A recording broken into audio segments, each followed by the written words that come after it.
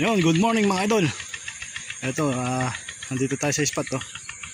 Ayan, namimingot tayo mga idol. Ayan, oh. Ayan, good morning sa lahat.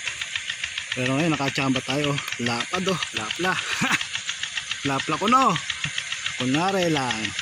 Mga 5 fingers po mahigit to mga idol oh. Sa bingwit po natin nahuli yan mga idol. Ayan, nakaka 1 kilo na tayo mahigit. Nandun sa lagayan. Ayan, good morning sa lahat mga idol. Ayan, patuloy pa rin tayo mamimingwit. At maaga pa naman. Magandang kagat ng isda ngayon. Gamit ko nga pala masa. Ere, yung pigs. Oh. Yan ang pinapain natin dito, hindi na bulate.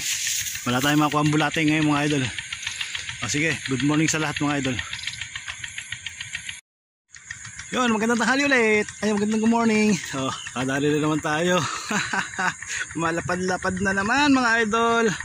Ayan, shoutout po sa lahat. Yung mga ka-anglers.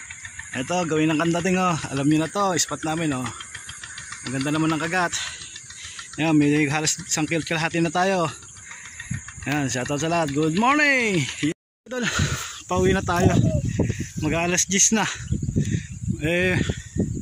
May dumating na rin isang grupo doon, isang pamilya.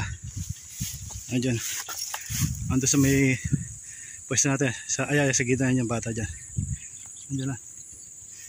May kung sila 6 yata sila. May mga bata. Ito po mga idol, ang ating pong nahuli. Nakasulit-sulit naman may 2 kilo din oh. Halo-halo na yan, may malaki may maliit yan. Ayan, nakaswerte tayo, naka-jackpot tayo. Hindi tayo nabasyo. Sa airgun, nakakabasyo tayo dyan dahil malabo pa tubig. Hindi pa nagagataw yung mga isda. Ayan mga idol, mga ka-anglers, mga katiksay, mga ka-fish hunting. Ayan, salamat sa inyo.